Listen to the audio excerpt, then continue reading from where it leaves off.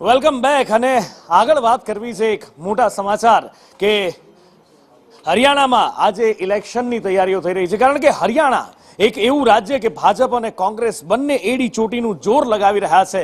બંને અહીંયા આગળ પોતાની સત્તા સ્થાપિત કરવા એક તરફ સત્તા બચાવવાના પ્રયત્નો છે, પરિવર્તનના પ્રયત્નો છે અને બીજી બાજુ પુનરાવર્તનના પણ પ્રયત્નો છે।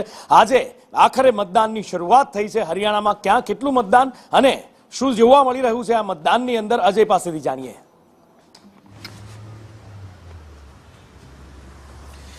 जी नूपुर, जम्मू कश्मीर के बाद आज हरियाणा में विधानसभा चुनाव के लिए वोटिंग चल रही है। एक ही फेज में मतदान की प्रक्रिया चल रही है। कुल 90 विधानसभा सीटों के लिए वोट डाले जा रहे हैं और जिस तरह का ट्रेंड देखने में आ रहा है उसके हिसाब से मतदाता अपने घरों से बाहर निकले हैं और बड़ी संख्या में उन्होंने वोटिंग की है।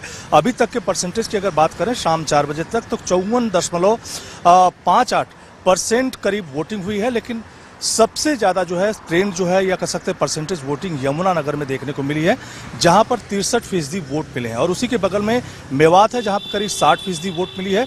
जबकि दिल्ली से सटा हुआ शहर एक फरीदाबाद है, वहां पर सबसे कम 44% वोट मिले हैं। और इस तरह से कह सकते हैं कि शाम 6 बजे तक जो हरियाणा वासी हैं अपना वोटिंग यानी मताधिकार का प्रयोग करेंगे तो ये जो परसेंटेज है काफ़ी बढ़ चढ़ के आएगा। यानी जो हरियाणा के मतदाता हैं उन्होंने बढ़ चढ़ के हिस्सेदारी की है। लेकिन अब सवाल ये है कि क्या वहाँ पर भारतीय जनता पार्टी या कांग्रेस या कोई मिलीजुली सरकार बनने जा रही है, जहां पर छोटी पार्टियां हैं उनकी तरफ से बार बार यह दावा किया जा रहा है कि इस बार यहां पे त्रिशंकु सरकार बनेगी, जबकि कांग्रेस पार्टी की तरफ से दावा किया जा रहा है कि वो सिंगल मेजॉरिटी की सरकार बनेंगे। वहीं भारतीय जनता पार्टी भी नायब सिंह सैनी के नेतृत्व में एक बार फिर दावा कर रही है कि वहां पे भारतीय जनता पार्टी की सरकार बनेगी।